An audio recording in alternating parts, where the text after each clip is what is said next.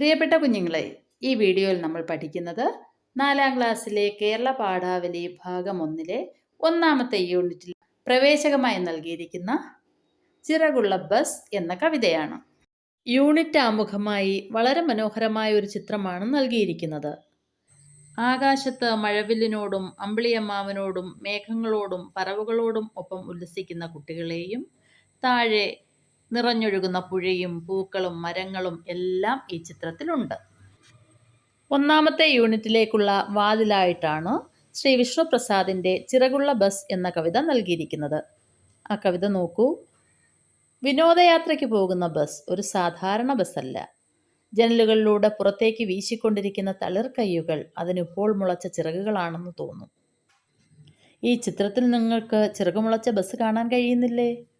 ഇനി ഇതിലെ പ്രവർത്തനം നോക്കാം. ബസ്സിന് ചിറക് മുളയ്ക്കുന്നുണ്ടല്ലോ കവിതയിൽ. ഇതുകൊണ്ട് എന്താണ് ഉദ്ദേശിക്കുന്നത്?